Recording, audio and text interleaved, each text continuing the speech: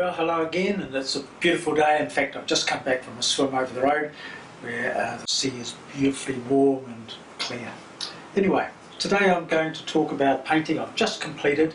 This is a commission for a family who have a bus in which they travel for various holidays and so on, and they wanted to have this as a sort of memory, I suppose, for the future. So I actually quite enjoy doing commissions because I paint something I wouldn't perhaps normally paint. So I wouldn't have found this bus and decided to paint it. A little bit about the composition and so on today. I'm going to talk about things that we've talked of in our first few lessons. The first thing we talked about was establishing a horizon line. In this case, I've put a fairly low horizon. I could have put a high horizon, but when I thought of that, I thought that I would confuse the main character, which is the bus, with the other things that were going to be busy down here. I wanted the bus to stand up and be the main thing. An important thing about painting, try and keep the main thing the main thing. So having established my horizon line, I then decided where I should put my bus, the main character again, so that it would be prominent, but at the same time I wanted other sort of things in here to indicate that people were here on holiday and that it was by the seaside. I put this tree here to stop your eyes from going out of the picture and to come back into the painting and stay here, stay viewing the picture, because that's my objective in a way. If I hadn't had the tree there, I felt that your eyes tended to look at the picture and go out. We tend to read from the left to right.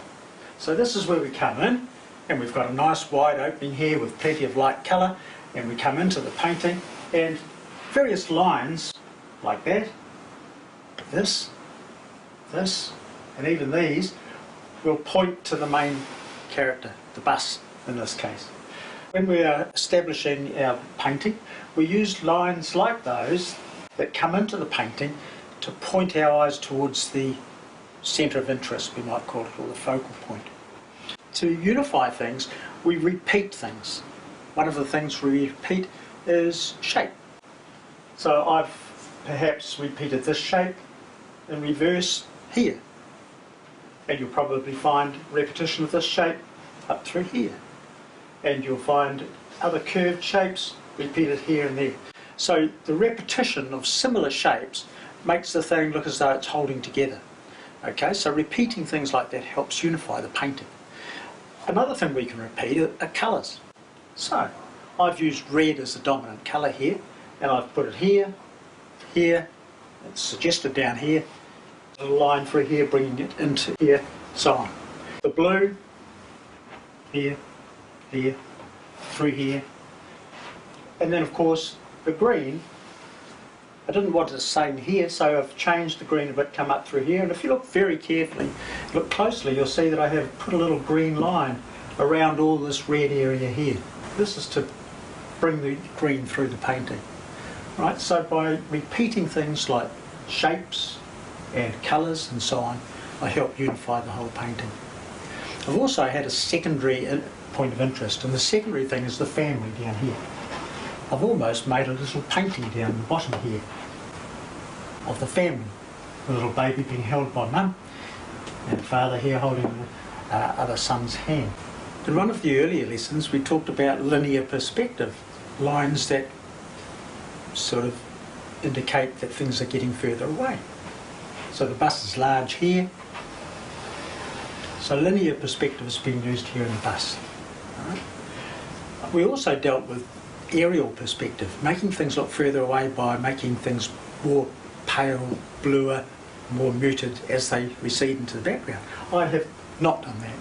In this painting I've chosen not to subdue this landform that I've created here, but I've kept this as a bright sort of part in the painting. As an artist you can decide what you want to do. You don't follow necessarily rules and so on and say, oh, I have to make that look as though it's distant because it is distant. There are no clouds like that in the sky either, but I chose to put them.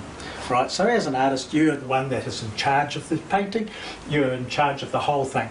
I made up these landforms and so on. The only thing that I referred to, photographs, was the bus. A very typical part of our New Zealand farming scene is the barbed wire. So quite often I will use this in my paintings. I've done a series of paintings called the barbed wire series. Another thing we've talked about in earlier lessons is light source. Where the light comes from, what kind of light it is, and so on, how that influences our painting. In this case, the light is coming from this sort of direction. It's coming down on the post here. You can see it's darker on this side, lighter on this side. Tops of these wire pieces are also catching the light. The bus has a little more light in the front here than it does at the side, and the shadows help the composition. By having this darker area go across to the side here, I feel it balanced the composition more than if this were green right through here. I've also tended to brighten the bits of green and so on that are close to the shadow, just to bring a bit of contrast in, so that our eyes tend to go towards there's a great contrast where there's dark colours and light colours close together. Anyway, we should get on to today's lesson, which has nothing to do with any of these things.